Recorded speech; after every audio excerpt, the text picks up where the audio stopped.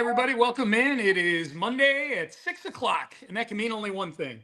Texans Collective time, baby. It's year-round. We do it on Mondays at 6 here on YouTube. It's great to be with you as we are still kind of in the lull after free agency. We're only a few weeks away from the draft, so there's a ton to get to tonight. Appreciate everybody tuning in, jumping in on the chat, participating there.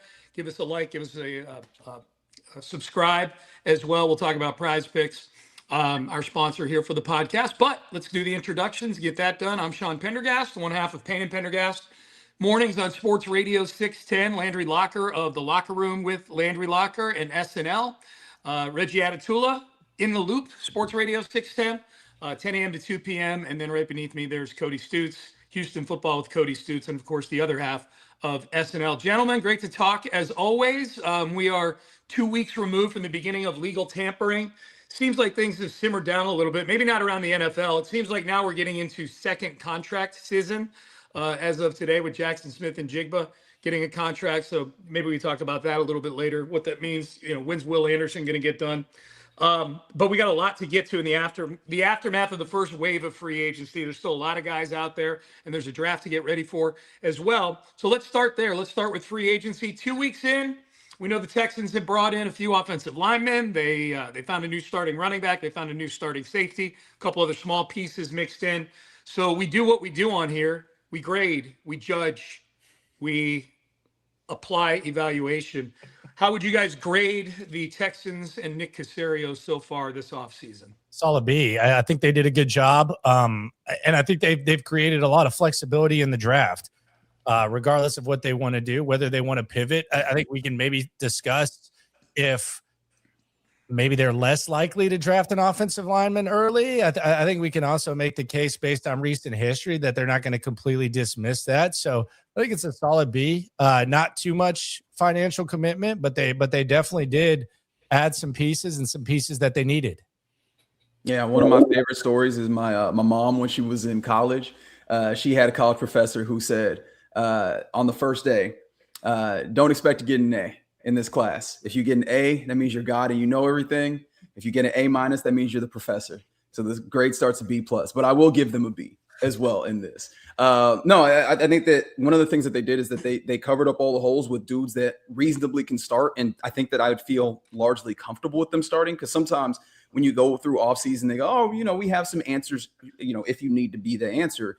And you go, yeah, we have an answer in name only. I think that if you wanted to go and run out and play football right now, I'd feel good with this football team. And I think the reason why we get to B, maybe even B plus, if you were really spicy with it, is not only did they get those answers, they didn't overpay. Like the way that they went about answering all of these answers, like they didn't spend crazy money to do it, and they have not hamstrung themselves in future years, which I think ends up being one of the bigger portions of this when you talk about team building for this team, because it's not just about this year. Even though they should be pushing their chips in a decent amount, they also give themselves some flexibility as you still have to figure out the team building in years to come. I kind of want to be the antithesis of Reggie's mom's professor, where it's like, I want to be the cool professor and walk in and turn the chair around backwards and loosen up my tie and just, we're going to learn together, one of those things. But B plus for me, and I almost got to A on vibes alone, because vibes a year ago in free agency kind of sucked. I wasn't excited about Cam Robinson. I wasn't excited about some of the other moves they made. There was a lot of, well, maybe this guy will just end up playing his best football for the Houston Texans. Now, obviously, there's some concerns with some of the guys they've brought in for this offensive line. Braden Smith and Wyatt Teller both have a little bit of an injury history over the past couple of seasons, but they're much better football players than a year ago when we were thinking about Trent Brown coming off of a massive injury, going to be playing tackle for this team, or Cam Robinson being the starting left tackle for this team, or Laken Tomlinson, the automatic starting left guard. Like, they're better football players than the guys they signed a year ago in Teller and Smith. And I love the Blankenship move. I mean, not that the defense needed any more help, but I love his addition and him going to do some of the dirty work for this defense and just filling out some of the other spots out. They have about a third of the amount of free agents they usually sign right now. So I think it's about 8 guys. Usually they get up to close to 20 when it's all said and done. So there'll be some sprinkles and additional fill-ins here and there. And, but I liked what they did, and they finally went out there and spent a lot of money on the offensive line in free agency, which is not something they previously tried to fix this offensive line. So I find myself here at B+ and damn near A-. Yeah, I'm a B+ as well. I'm a B+. I like the aisles they were shopping in on the offensive line. You know, I love when the big free agent everybody wants goes for X amount, and you're able to kind of fill in other spots for, for that same amount for a couple of guys. The Jonathan Joseph, Daniel Manning, Nnamdi Asomugha dynamic from like a decade ago. By the way, Reggie, I would drop that class the first day if that professor said that to me. If this guy's gonna fuck my GPA, I'm dropping that class. Mom pulled a B. Yeah, okay, which is like an A in that. Yes. Class. Yeah. She's still mad about that. That's the reason why I know the story. She should be. So I say B+. I thought them going and getting a good safety was a nice, little, I won't say surprise, but the sequencing of it might have even accentuated that a little bit more. They didn't do anything with the offensive line, and bam, out comes Reed Blankenship at safety. If you had told me they were going to re-sign Ed Ingram at $13 million a year before free agency started, I would have said false on that. That just felt a little pricey. We said on this show that at various times, find the next Ed Ingram, and so I'm fine with them signing Ed Ingram for $13 million a year. Don't get me wrong. I was just a little surprised by it that they shopped that expensively for 3 years for Ed Ingram. But all in all, I like it. I like what it's set them up for here over the next month or so. I like that the Wyatt Teller signing felt like it just unlocked a lot of possibilities when it comes to the draft. You're not nearly as desperate to go get an offensive lineman. You really can go best available probably in that spot. And at any number of positions, and I know we're going to talk later, areas of worry and things like that. There are definitely depth concerns still with this team on the defensive side of the ball. But overall, they improved at probably 4 or 5 positions through free agency, and they didn't break the bank on any of them. So I'm a solid B+ for Caserio. Yeah, and the Teller thing's interesting because I don't consider it the end all be all, but I've yet to find someone in Cleveland who doesn't think he still has some stuff left in the tank. And they were mad that he wasn't coming back. Yeah, and that's the thing, because it's the complete opposite of what Laken Tomlinson, what people would say about him last year. Yeah, you couldn't find someone who thought he was decent, that he wasn't the worst offensive lineman in the world. And the Teller thing is just interesting because I know a lot of people in Cleveland, and they all say he might have just fallen victim to the proportional turmoil that happened there the last couple of years. There was talk, like, did he get benched last year? Did he get hurt? I think he got hurt, and then they kind of platooned him. It was almost like a conservative tanking type of thing, but no one could really make sense of it. And I've yet to find it's actually extremely unique because Braden Smith's kind of 50-50. Like, if you talk to people in Indianapolis, kind of like 50-50. Well, he kind of fell off. I don't know. He can probably still play. But like with Wyatt Teller, I've yet to find someone who doesn't pretty passionately think that this guy can contribute and still be a pretty good football player. Yeah, that's fair. But the question that I asked before, I think it might have been like literally the day before we get the news on Wyatt Teller, how much better are they actually than last year? They are better. I think that's the question that brings me to a B as opposed to an A, where you go, oh yeah, they're definitely going to go out here and kick ass. Like, I do think that they will be better. I do wonder how much better the run game actually looks. But of course, that's more of a question for July and August when we're doing that. For the time being, right now, about as much as you can answer, they have answered, which I appreciate. Oh, come on, Reggie. They're way better on the offensive line.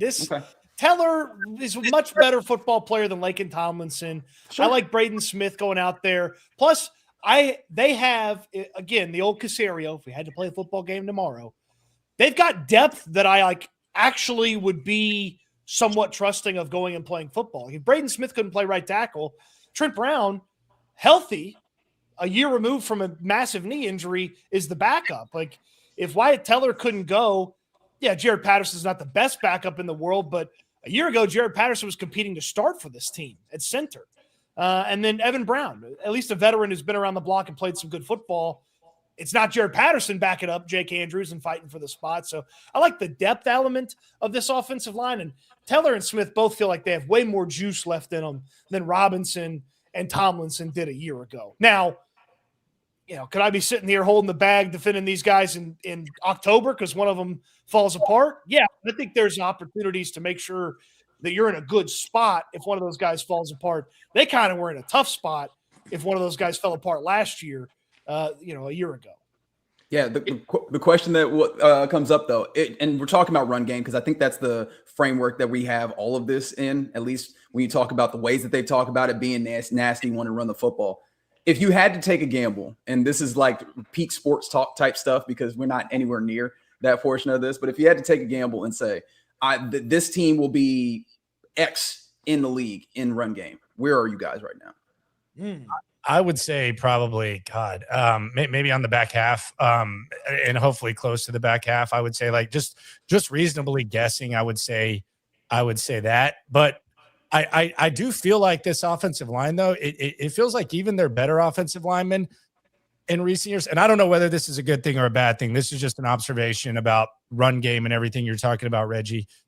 It feels like Braden Smith's a better run blocker. Wyatt Teller might be a better run blocker, and Titus Howard and Laramie Tunsil on the other side, Jared Patterson, maybe even Juice Scruggs, like they were better pass blockers. So I'm not sitting here saying that's a good thing or anything like that, but it does feel like they kind of lean. They're leaning more with guys whose strengths are run blocking as opposed to guys who are just pass blockers. Like Laramie Tunsil was an elite pass blocker, and then the run game was but it's just that feels like that's the identity they're trying to establish. It feels like there's more of a plan. Last year it felt like change for the sake of change. Like, yeah, CJ almost got killed in 2024. Fire everybody. And then it didn't really feel like they had a plan. They were just bringing in a bunch of guys. I think your point is a really good one, Landry. Like these guys, from everything you read about them, everything you see about them, you watch, they maul, like they like to line up and run the football. So I think that's good. I think too, like the offensive line was like the last group and it still hasn't graduated to this yet, but it's like everything sucked in 2022 for the most part, right? Before CJ and Will and D'Amico got, like everything sucked. They were 4-win, they won 11 games in 3 years.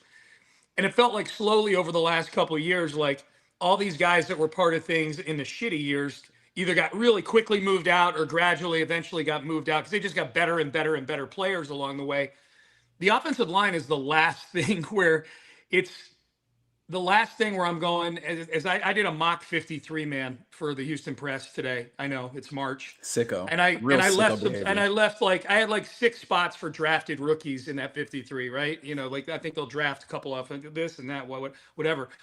But the offensive line is like the last group where it's like, oh my God, Blake Fisher and Jarrett Patterson have played a shit ton of snaps for this team. And I don't think they're going to make the team. I really don't. I mean, you just rattled off 7 names, whoever, Landry or whoever was listed, or Cody, who listed all the guys that if they had to go out and start a game, they've got 7 guys right now under contract that have started a lot or are starter caliber or high level backups. And then I think they're going to draft a couple guys too, at least one. And so they're either, Blake Fisher, I think they could find a trade market for him, like one of those Blake Fisher in a 6th for a 5th or something like that from some team that wants a cheap tackle who they had a good grade on him or whatever, and it doesn't cost them anything to get. Jared Patterson might just get caught out in the wash. He's on the last year of his rookie deal, but that's like it feels like finally, like I think you can look at every other position group on the team, and to a degree, they've grown up from that really shitty phase of Texans football, except the offensive line, and maybe now we're getting to that at least. Yeah, and I think if you really look at and I put together just the moves they made on the offensive line. I don't think you can completely overhaul an offensive line like in one season, but it does feel like I call him King Cole. I think Cole Popovich has a lot of say in what happens in this thing, and I actually think it's more likely, given the fact he was there and was kind of observing. I would bet you any amount of money. And Sean, you've done job interviews before. I would bet they asked him like, "What would you do? What would you change?" Sean's been the interviewer, so hiring manager. Gotcha. Yeah. I was like, no, I've never done any interviews before. he's been the interviewer. But I would imagine one of the questions was, what would you do to this offensive line if you could change it? And if you just look at the first 20 days of Cole Popovich last year, it's kind of fascinating because they hired him on February 4th, March 7th, the first 50 days, I should say. March 7th, they cut Shaq Mason. March 10th, they traded Laramie Tunsil. March 12th, they traded Kenyon Green. March 13th, they traded for Ed Ingram. And then March 24th, they brought in Trent Brown. And then you can go all the way down to April 29th, where that week they drafted Ursery and Mark Andrews. So it is kind of crazy that as soon as he was hired, like right away, boom, like they're doing a hell of a lot of things to where you just wonder, well, was this kind of his vision? And now maybe his vision's kind of playing out for better or worse of what he imagines this offensive line he wants it to be. To your point too, Landry, you can't overhaul it in 1 year, but you damn sure can in 2 years. And it kind of feels like they have done that over the 2-year span. Last year, kind of gimmicked together with the way they operated as a passing attack, but they protected better. Even if you want to knock them down a few spots for pass protection because they gimmicked it together with the way they operated the offense, it was like a middle of the pack pass protection group. They couldn't fix the run game, but they found some pieces that they wanted to carry over. Ursery is a huge piece they're carrying over. He's the left tackle of this team now. They felt good about Ingram because they extended him. They're going to carry him over. Maybe they're carrying Jake over, but it's not like a for sure thing at center with Jake Andrews. They've got some competition for him. And then they went and added a couple of other pieces to really kind of lock in there and overhaul this line. Because 2 years ago, the line they had and finished the season with, it was super disappointing. And where it is now, vastly different from mood, mentality, talent level throughout the course of the entirety of the offensive line, and also financial investment. It was a really expensive line 2 years ago. Shaq was expensive, Laramie was expensive, Titus was expensive, and it's not an expensive line now. Obviously, Ursery's on the rookie deal. You got kind of a deal there with Teller and Smith compared to what previous free agents at those positions had gotten.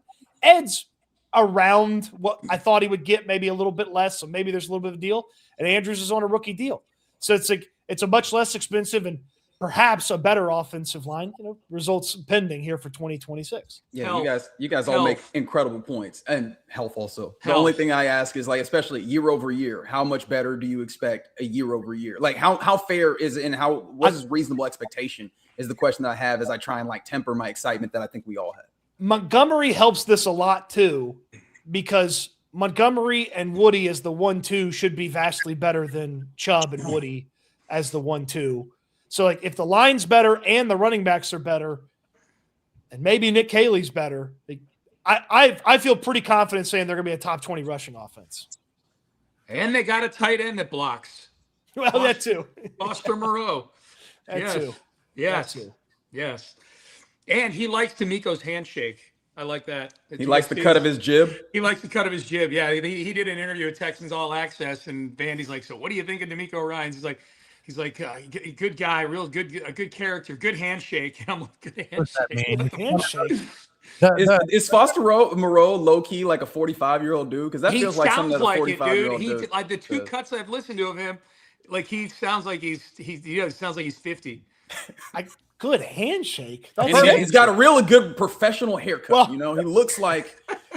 Hey, hold on, this is a great. This is just adds more fuel to the fire of D'Amico Ryans. Reed Blankenship's like, yeah, D'Amico, he called me. And it felt like I really wanted to be here. And then over on offense, the blocking tight end's like, handshake. Yeah, coach shook my hand. I love Foster Moreau is just he's Hank Hill. He didn't just shake it, Cody. It was a firm handshake. He didn't just shake his hand. It was a good handshake. I'm good at blocking and run blocking and pass blocking, propane accessories. Things are more overrated than the whole like firm handshake. I can see some people in the chat there. They were told that and it got kind of held down, but sometimes it's just like, dude, you just broke my hand, brother. Like it's too much. And I actually like Adrian Peterson's the prime example of someone they always talked about his handshake, and you're like, oh well, he's okay, exaggerate. And I shook his hand, dude. I'm not lying. I couldn't like hold a fork for like 2 days. So I guess the bigger thing with Adrian Peterson is not the handshake; it's that his knee regenerated itself magically. I think that's the bigger thing when we're talking about Adrian Peterson. Yes, very much. Yeah, there's a lot. There's a lot about Adrian Peterson. Well, we knew he had a stiff hand. You got to have a firm handshake, man. That's all. Right? You got to have a firm handshake. That's it. Let's switch it up after that joke. There you go. All Oh, right. Okay. boy. Yes, let's. You're beating me down with this conversation. All right. So let's shift gears over to the draft. I felt like I mentioned this earlier when they signed Wyatt Teller, it tamped back the urgency of, well, not only tamped back the urgency of having to draft or feeling like you had to draft an offensive lineman high. They may still. I almost hope they don't at 28. I think they're going to go best available or whatever. But especially interior, because in a perfect world, that whoever you're drafting at 28, if it's an interior guy or even or even tackle as well, anybody but center is going to be sitting for a couple of years in a perfect world. That's a tough putt for a 28th overall pick.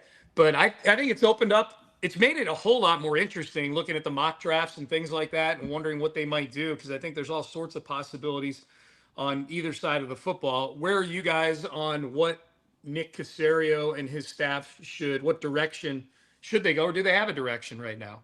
I would think D tackle is going to be what they're going to do.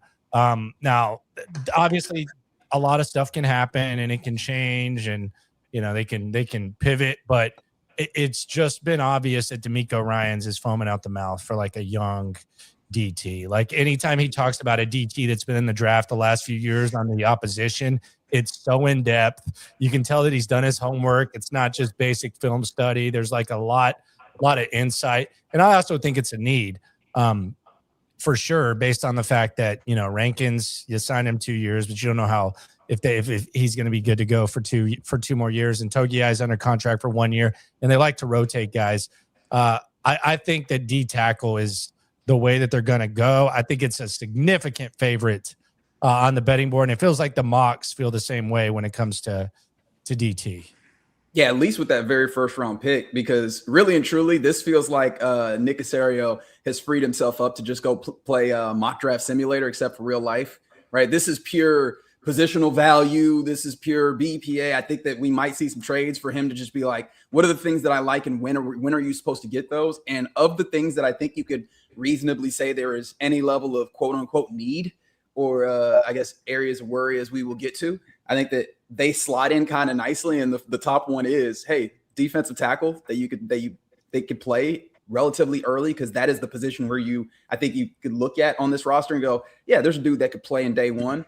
That's 28, right? Like that feels like that's there, or at least in those general areas, giving Nick Caserio the opportunity to move around. So yeah, that one very much feels like the opportunity there. The beauty of it is beyond that, only God knows, right? And I think that gives Nick Caserio a possibility to like extract maximum value, especially if you believe in his capability of getting up in here and trading. I think this is actually putting him in his best element. We talk about all these players and putting them in the best place. I think this is putting Nick Caserio in his best element to get maximum value out of the draft.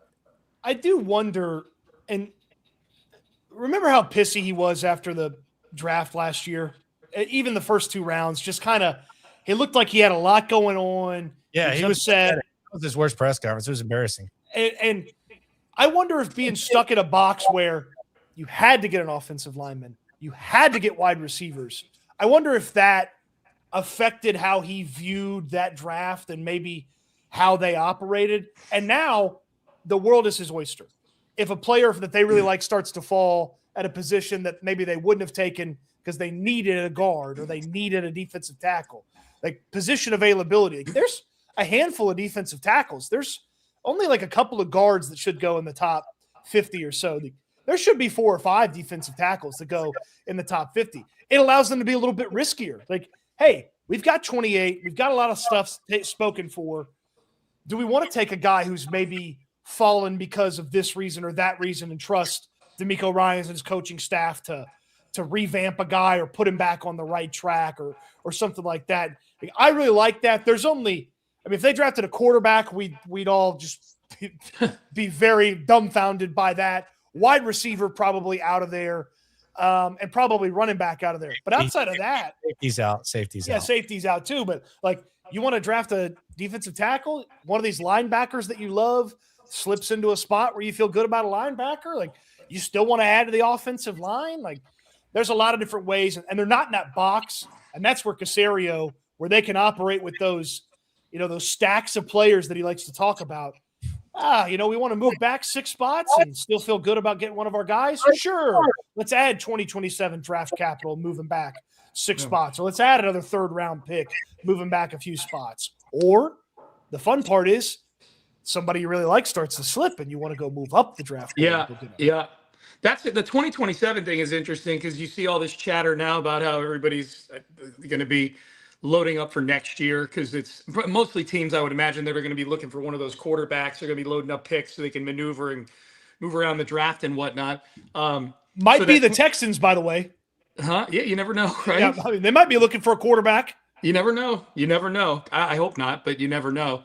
My big thing with 28 is I just want them to take somebody at a position where they're going to be able to get on the field. It's too premium a pick to have somebody just sitting, and that's why I think that's why offensive line is kind of backburnered for me now. With the I would say 28th and maybe even the 38th pick, which if you go back to the Jack Easterby memo after the DeAndre Hopkins trade, the 38th pick is basically just like a 1st round pick. It's just only 6 cheaper. away. It's just cheaper. Yeah. I say that tongue in cheek. But the 38th is a premium pick. So I'd like them to take somebody at a position where they're going to get on the field. So I think defensive end after Will Anderson and Daniil Hunter there's a lot of snaps available right now on this team. There's a lot of snaps available. I say a lot relative to a rookie coming in at defensive tackle. I think a linebacker could certainly get on the field if they drafted him. Corner is one. Do you feel good about any of the corners after Kamari Lassiter and Derek Stingley Jr.? And that's in this day and age, corners can find a way to get on the field. I know Jalen Petrie makes it a little complex in terms of what the function he serves. I'm not saying he's a corner, but he's the body that you got to account for when it comes to figuring out how they play distribution. Defense. Yeah. So I actually think there's on the defensive side of the ball, there's a lot of intriguing possibilities. I don't think there's safety. You're right, Landry. Safety is what I wouldn't do. But corner, linebacker, D tackle, D end, if they drafted any of those positions, I would be okay with that. If Sadiq, the tight end from Oregon, started to drift into the early 20s and Nick wanted to move up and get him, he's clearly the best guy in this draft at that position. And there's no sacred cows in that tight end room right now, that's for sure. Other than that, I have a hard time envisioning a rookie at 28 getting on the field for any sort of substantial snaps on the offensive side of the ball. I think, wide receiver, I think the seats are taken. In fact, wide receivers a room that I'd actually like them to add a veteran in that room right now. I think they could use some experience in that room. Nico's the most experienced guy in that room right now. He's been in the league 5 years. The other 4 guys, including Tank, I'm not giving Tank credit for last year, but the other 4 guys combined for 7 years in the NFL right now. So they've got 12 years of experience total in that wide receiver room. If they wanted to kick tires on some of those older receivers and bring one in on a good deal, I would be up for that. It's like you forgot about multi-time Super Bowl champion Justin Watson. That's right. Golly. That's right. I did. The lack of disrespect. I did. I forgot about him, and I will continue to forget about him. Wow. Yeah. The quarterback thing is interesting because I still believe that they probably like Jalen Smith. They did trade up for him last year. I know he was kind of out of sight, out of mind, so I would think that they liked him. If they draft a corner early, I would be like, okay, well, maybe there's something there. Like y'all just didn't like what you saw or whatever. So I would look at that as probably a little bit of a surprise if they went corner. But I think defensive line is where it's at. And I think the guy that's most frequently mocked is actually the guy that I like the most. And that's Caden McDonald out of Ohio State. If you listen to Nick, he said that there were 3 things that were needed to win a Super Bowl. And it was, Cody, what was it? It was situational football. Yeah, so red zone, all that. Yeah. Yep. And then it was stop the run. And he had one other that he listed. So there is nobody better at stopping the run than he. And they like to rotate guys. I know that there's kind of like a lot of people are saying, well, this is not like the ideal pass rusher. I don't know that they really care about that. And I think that it would probably be pretty easy for him to make a few plays here or there and maybe surprise. But I'm a Caden McDonald guy. I think he would be a really nice fit with what they got. I haven't done as much watching necessarily. I will say, Cody, just for your benefit, I've done a little watching of Lee Hunter. I really like Lee Hunter. Yeah. I have to apologize directly to you, especially because I was like, ain't he the dude that don't got no pass rush? Brother is nimble in the phone booth, ain't he?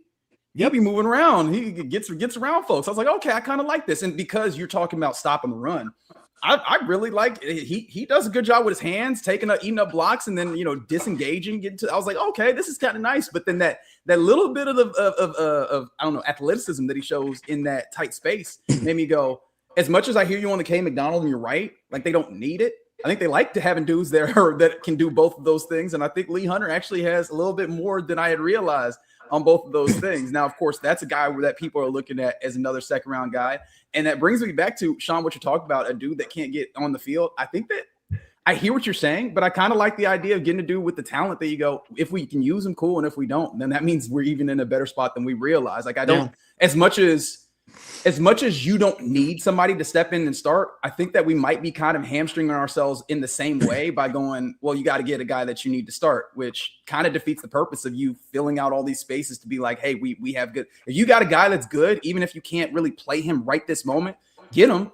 Worst case scenario, like he sits, and then best case scenario, he beats out the dude that you have in the spot right now. Well, this is where it's really fun, too, to have that pick from the Tunsil trade and the fact that Washington sucks so bad this year that the pick is the 38th pick in the draft, because you're picking 28 and 30. And as of now, we know how Nick works. The chances of them picking 28 and 38 when those picks come, I get it. But let's just play in the world right now where those are the picks and those are going to be the picks. If you got a couple guys that you really, really liked at 28 or whatever, and you can only take one of them, the fact of the matter is, if one of them slips a little bit more, 38, moving up 38, moving into the first round is a little pricey, probably just because of that extra year of control you get over the player versus moving up to 33 and waiting for day two. But that 38th overall pick is a really, really nice safety net. This might be the best. Right now might be the best that we'll feel about that 38th pick, because once you apply a name to it, that fucker better turn out to be a good player. You know what I mean? Draft picks always look amazing until the pick gets made, and then you watch the guy in training camp and he can't walk and chew gum at the same time. Yeah, go ahead, Landry.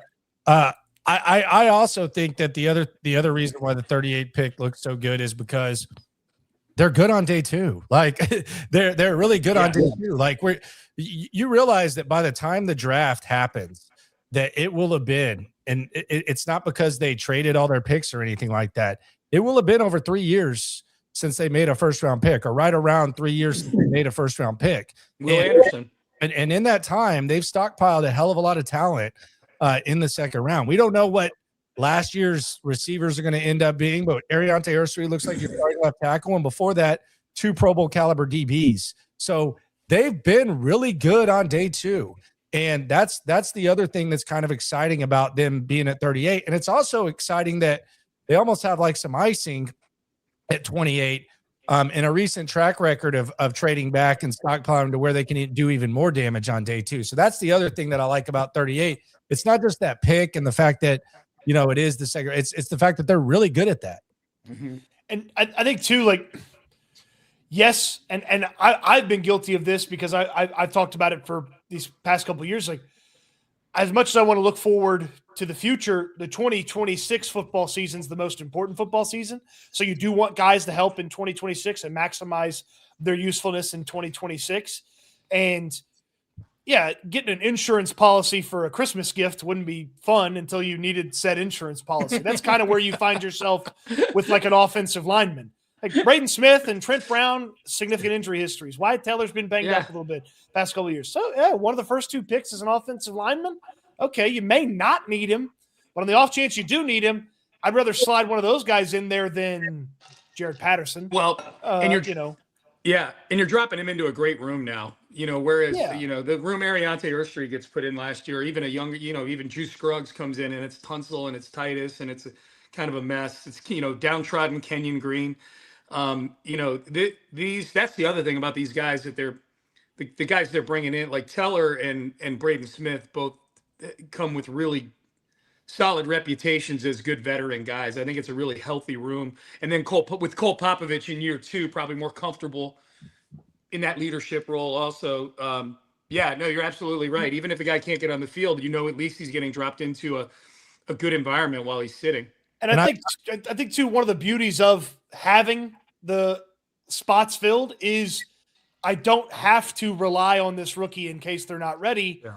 Whereas, like they drafted Kamari, gave him the chance to win the job. He won the job. Like they had veterans.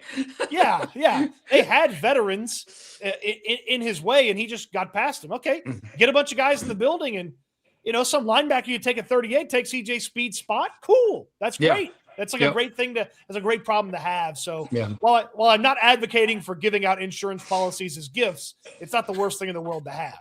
Yeah, I think the Pregnon is the one that comes up when you start having this discussion. I think he's kind of the foundational point of like this conversation, although you can take it a number of directions. But for me, like if they draft Pregnon, like for me, I think that the person that would be in trouble could potentially be Ed Ingram, because Pregnon has been an all-American quality left guard.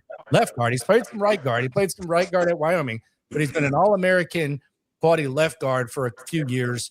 And Wyatt Teller, I know he's willing to move to the left side.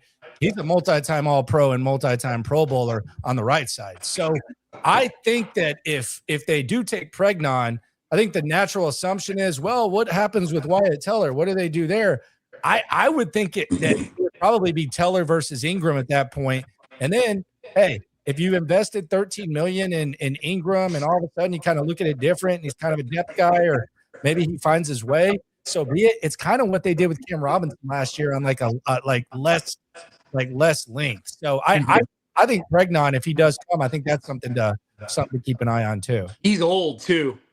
You can't have him sitting 2 years. He's going to get his ARP card pretty soon. By the way, it's hard to find his birth date because I actually typed it in. I was doing it live on the stream. There were 3 different birth dates.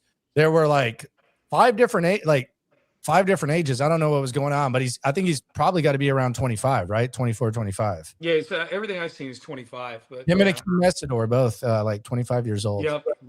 Good drive. As long as he's not actually 47 like Pujols was, I would think the equivalent of Albert Pujols at guard. Latin American baseball players and 5th-year senior guards. Oregon guards. Yeah. Cody, you want to tell the people about Prize Picks? I sure do. Prize Picks is the best way to play daily fantasy. You're just making a couple of predictions, more or less, on given statistical outputs. We'll show you how simple it is right here. This is baseball. Baseball's here, folks. More or less on total bases, hits, runs, RBIs, home runs if you want. You could get pitchers involved. And then, of course, if you're more of a basketball guy, you've got basketball with points, rebounds, assists. You put those together, and it's a variety of sports. Soccer, you got college sports as well. You're just putting a couple of your predictions together. You get them all correct. You win. Sometimes you don't even need to get them all correct. You play your first $5. You get $50 in free lineups headed your way thanks to our friends at Prize Picks. We'll put a lineup together here this week, put it on the community page here. And Sean, you've played a lot of Prize Picks and had success. And Reggie's Mr. Soccer when it comes to Prize Picks. Landry's fantastic. And, you want to fade or follow the collective, you'll have the opportunity each and every week with our friends at Prize Picks. Baseball's great.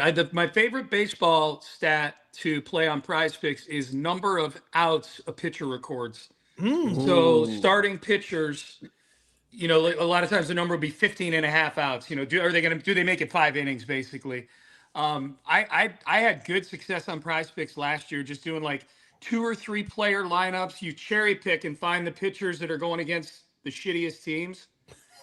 And it's pretty basic, but I have more success with that than anything else on baseball. So that's just a little recommendation if people choose to join us on Prize Picks and download it and use code Texans. That's a little mini cheat code I found last year. That's a fantastic little bit of gamesmanship. That may be my pick this week, because I may put us some pitchers in there. There you go. Well, and early in the season, is the cliche that the pitching's ahead of or not cliche, the narrative or whatever, because the pitchers never really dial it up in spring training. Yeah. So, Yep. Yeah. All right. You're welcome, everybody. There you There go. you go. some pitchers getting lit up Thursday or Friday. I know. Now I got a vested interest in opening day across Yeah. baseball. Yeah. That's great. But yeah, play your first 5, get $50 instantly when you use that code Texans to get signed up. That code Texans, you see it right there on the screen. Sign up at PrizePicks, use the code Texans. Play your first $5 lineup. And if your pitcher does get lit up and you don't win, you still get the $50 in free lineups added to your account. Okay, so my question now as we move forward is one of two things. Is offensive line still a big worry? And if it's not, does it feel weird that the offensive line is not the biggest worry on this team right now? Where are you guys on the biggest concerns right now as we sit in between free agency and the draft? Man, I guess I'm kind of worried about how the quarterback bounces back. Now, I'm not sitting here saying that he's going to be the worst quarterback in the league or anything like that, but I think for them to reach their goal, he has to be better than he was last year, and he has to be able to overcome a lot of mental obstacles that I respect. I'm not minimizing. I think it was probably a pretty stressful offseason for him, and we got to see how he bounces back. So quarterback would be my main concern, because I think if CJ Stroud elevates his play, I think he'll be able to overcome what this offensive line could potentially be with the worst or best case scenario. And I think he's kind of the key to where they go. So I would say quarterback, but it's, again, Reggie, you said your mom was assured she couldn't get an A. It's a much higher scale of what the floor is for CJ Stroud than the offensive line.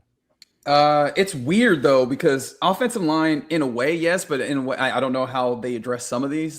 I think the low hanging fruit is, hey, Jake Andrews, you're still here, and you're still holding down that spot. And as much as I love that you have, at the very least right now, 2 dudes that seem like they're strong enough to, when we go in double team, we can move whoever that defensive tackle is, and we can create some run gaps up the middle. One of the things that defenses have done really well in this past season is when it comes to passing downs, we know how to move things around so we can isolate whoever we want on the offensive line, which means Jake Andrews, as much as we could say in the run game, I think that you've given him help. There's not much that we can do besides you getting up here and blocking dudes that come down the middle sometimes. And that pressure up the middle is still a possibility. I don't know exactly if they can upgrade that. I do think that there are centers that can be starters in this draft day 2, day 3.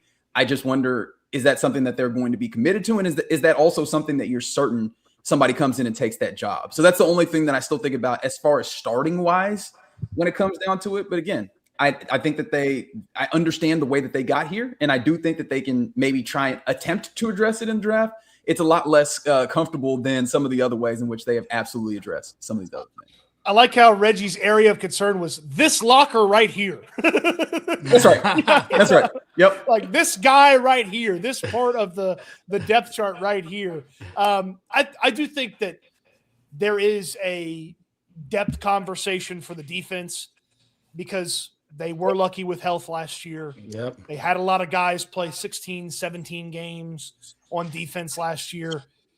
I still would be clutching my pearls if Derek Stingley or Kamari Lassiter was not out there at outside cornerback. I don't care how much they like Jalen Smith, and I damn sure don't want to watch Tremont Smith out there. If Reed Blankenship got hurt, who the hell's backing him up? MJ Stewart coming off of a big injury, or Jalen Reed coming off of multiple injuries and not playing as a rookie? Like, same with Bullock. Bullock doesn't have a backup right now. Like, yeah, I like the idea of Logan Hall as an edge rusher.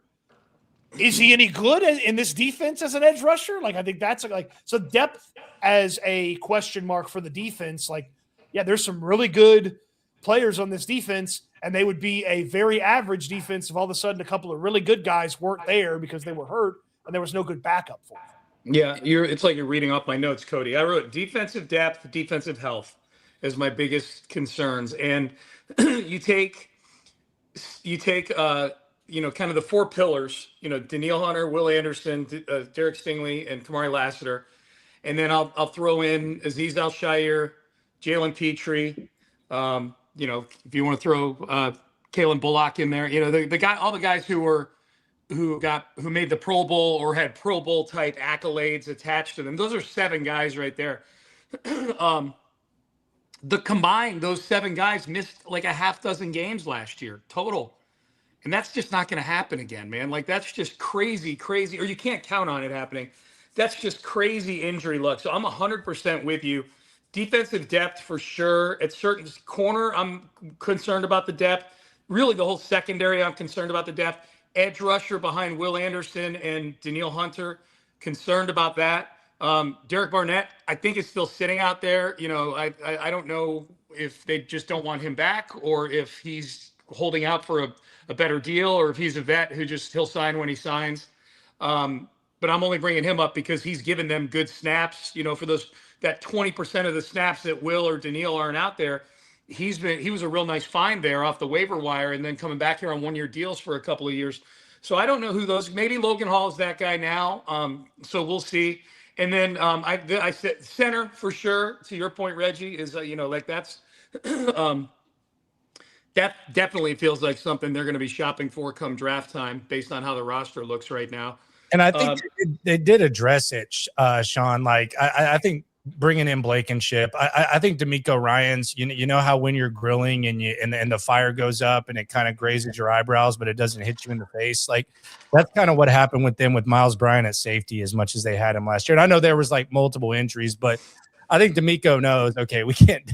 That's not sustainable. And I also think there's a 1-week stretch to kind of like a lot of times when we say this stuff, we're speculating. But there's a 1-week stretch where we saw life without Azeez Al-Shire. Henry To'oTo'o sucked. Like he was terrible in that game. He was really, really bad. And I don't know if that says more about Azeez or if it says more about To'oTo'o, but I asked To'oTo'o about it and he's like, yeah, that's the straw that stirs the drink. That's the captain, all that type of stuff. But we saw what it looked like without Azeez. And then a week later, Kamari Lassiter's hurt. Like he's been hurt for months. He limps off the field and the very next play, Justin Herbert hits, I think, Quentin Johnson for a 14-yard pass, and then he hits him for like a 65-yard plus, and then all of a sudden you see Kamari Lassiter sprinting back on the field, and you didn't have to live a whole game with Tremont Smith. Yeah. Maybe Jalen makes that better, but we did see we got a little taste, and they were able to escape of what happens when key guys get hurt. And that's my concern. And I would add to that what I said before. The wide receiver room. It's just I wouldn't mind them bringing in a veteran wide receiver there. I just don't know. We love all the names there and we love all the guys, but Cody, go ahead and shout out your boy. Go ahead. I mean, I just think if you're looking to like kind of put the pieces together, they don't have pure speed in the wide receiver room. Yeah. And Nick Westbrook-Akine is the guy that I would add. He just signed somewhere, didn't he? Did he? Yeah, I think he did. The dream's over, baby. I think he did. Call off the parade. Hang on. I'm almost certain that he did. Oh, the Colts signed him. Yeah, the Colts. That's what it was. I knew it was somewhere. Yeah. Season over. Oh my God. Alec Pierce. Tough. Oh no. Alec Pierce and Westbrook-Akine, the greatest show on turf. Even more importance for that cornerback depth, right? No, Yeah, I think exactly. the wide receiver thing is interesting though, because I feel like this is one of those things that it might take a little while. You probably do need one more in there, but it has to be a dude who is very comfortable with the role that is set in front of him, which is you come in and you are just going to be a dude in this room that brings good vibes and maybe might play a little bit, right? Like that right off the bat, that's what we're talking about. And we're how many days off of the start of free agency? I feel like it's hard for someone to know themselves so well to be like, you know what, I'm signing a deal to go and sit. You know, I think that's a little bit tough.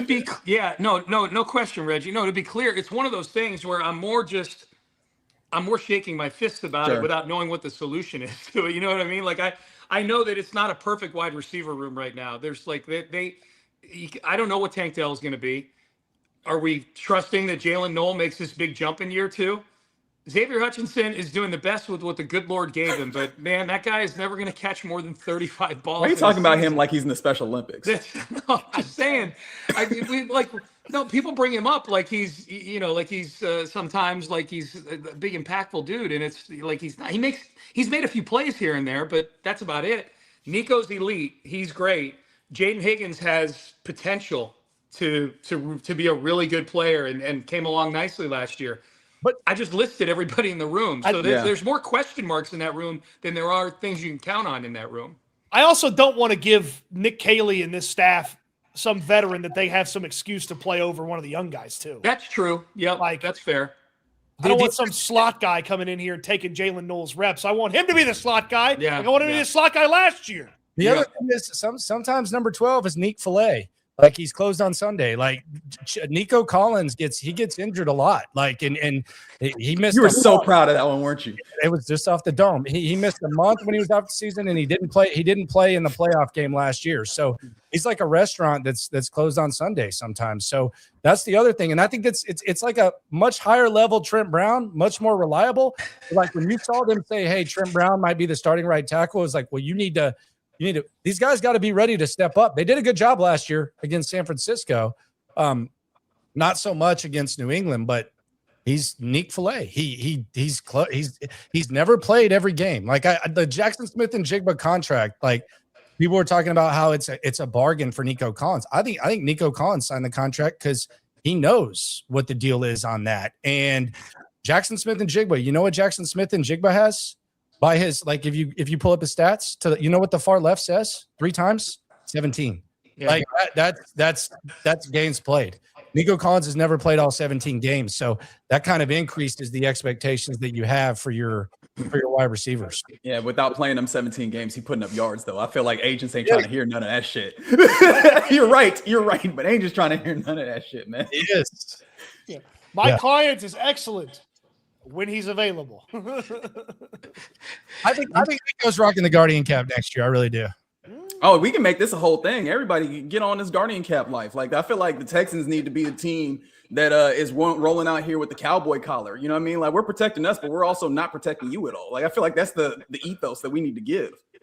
I feel like the league might not let Jalen Petrie wear a Guardian cap anymore. Nah. It's too lethal. People. Yeah, sorry. Yeah. You have to risk brain injury. Oh, you said something very interesting about the Z's, which you're very right. I'd wonder, though, how do you replace that? You know what I mean? Like, I do think that they just another linebacker who maybe has the possibility, but the thing that we're talking about is not just his capabilities physically. We're talking about the brain portion of this. And I wonder how much of that is actually having another linebacker or how much of that is just somebody on that defense becoming so attuned that they end up being the signal caller, even if it's a linebacker or something else. You know, and I think that's an interesting question that I don't know that there's a good answer to. You go get new Aziz and you extend current Aziz, you know, and have new Aziz ready for when current Aziz is done. Yep. You know, you got to find a linebacker that you like in this draft and, you know, hope between the years they can make it happen. And by the way, they're going to be good physically too. Hey, Cody, do we have some super chats before? We sure do. That we didn't get to? Okay. We sure do. Oren, best in your endeavors to CJ is the blueprint. Oh, fire him. Yeah. He's very anti. The SNL guy he's a very anti. He's very upset with CJ right now. Yeah. And I guess rightfully so. He must have had the Denver trip already booked and not got a refund. Christopher asks, do you think Nick Caserio will be overconfident heading into the draft and just wet the bed? Smartest guy in the room attitude at its worst. Hashtag chess versus checkers. Nah, I don't think he'll be overconfident. And I don't know if he's like 100%. I think it's a team effort when it comes to that. I do think it's funny. Nick Caserio said he doesn't know what best player available meant last year, which was just real weird. That was during that weird press conference. No, it's draft for need. Draft for need. Yeah, he didn't know what that meant. But yeah, I think he's good in this situation. I don't think Nick Caserio has ever been overconfident. I don't know. Yeah, I don't know. Like an overconfident type of dude. Yeah, I was wondering, what does overconfidence in this particular draft look like? Hold on. There was one time he was pretty overconfident. This is what it looks like. It's when you draft Ricky Williams and you pop the cigar in after trading like a bunch of drafts. That's overconfident. Peace, Mike Ditka. Last year, yeah, Dick is still with us, isn't he? You sure? Yeah, I think he is. Okay. Yeah. All right. Yeah. So, last year, Nick Caserio did say, if D'Amico's not worried about it, and I'm not worried about it, you shouldn't be worried about it. Yeah. And then the offensive line was ass for the first month and a half of the season. So, where did he say? He said that at like some season ticket event or something like that, right? He got pulled. I think Aaron Wilson recorded it and got him. Yeah. Aaron had one of the little spy things on his. Yep. Nick got talking at one of those things where he thinks what happens at the season ticket holder meeting stays at the ticket holder. Oh, yeah. Meeting. 1,000 season ticket holders. Yeah, it's definitely staying in the room. Yep. Yeah. But I don't think he gets overconfident in the draft. I think he's I think he's actually very pragmatic about some of his draft Mhm. approaches. So, maybe he'll feel better not having to draft certain positions this year. Yeah. All right. Before we get out of here, one more topic over there on the menu on the left, which is the contract extensions, which I think I was trying to. That news broke during our show today in the morning. The Jackson Smith and Jigba deal, 4 years, 164 million, it's 42 million a year. He's the highest paid wide receiver in football. The two markets that are exploding right now, wide receiver and edge rusher, have just gone through the roof in the last 2 years. It's crazy. And quarterback has stayed fairly stagnant for a year or two. Dak got that 60 million a couple years ago. Nobody's cracked that since then. So yeah, who stepped up in line though? That's the question, right? It's a child line of sorts, and ain't nobody step up to get their plate. That's true. That there hadn't been anybody worth it to go over the 60. That's a good point. I look here locally. It begs the question. Okay, when is the when is the Will Anderson deal coming? We all know that deal is coming at some point soon. For me personally, they already hit the over. I thought it was going to be a Stingley thing where it happened within a week of the league year starting. We're not there yet, but it's going to happen eventually. But is there any other one? I mean, I know CJ's, we could do another hour on CJ. I know that's a separate topic. But Will Anderson's the big one right now, right? Yeah, that's inevitable. The Aziz thing, I don't know, man. Like, he's going to be 30 years old. I know how valuable he is. I just don't know how you handle that. Nico Collins gets brought up. It feels like the good teams, like, they punt on receivers at some point and they have to kind of adjust accordingly. And I think it'll be interesting to see when they have to make a really tough decision on a player, because it's going to happen. Like, you're going to have to say goodbye to some good players. It happens all the time. So we look at these guys and we're kind of living the life where, okay, yeah, you let Tunsil go, you let Titus Howard go, but they haven't really had to just get rid of someone that is just like a 100% core piece like the good teams have to get rid of. But I think for me, the only inevitable extension is Will Anderson. It feels like Aziz is probably going to get one, but at some point they're going to have to make a tough decision. Yeah. Yeah, the Nico Collins thing is an interesting one. The only thing is, how does Nick Caserio look when he's getting out here poo-pooing us, having some claims about concerns about the offense behind the idea that I guess Nico Collins isn't enough, and then soon thereafter going, well, the Nico Collins, thanks for your services, and we're will, you know what I mean? Like that's the only thing that gets interesting is when you look at this and you can hold him up as look at our best offensive player, soon thereafter being like, hey, thanks for stopping by. Like I do find that to be an interesting kind of juxtaposition. I wonder if maybe the time that's taken for Will is that there's not like a new deal coming. Like to me, it seems very clearly Seattle got Jackson Smith and Jigba done.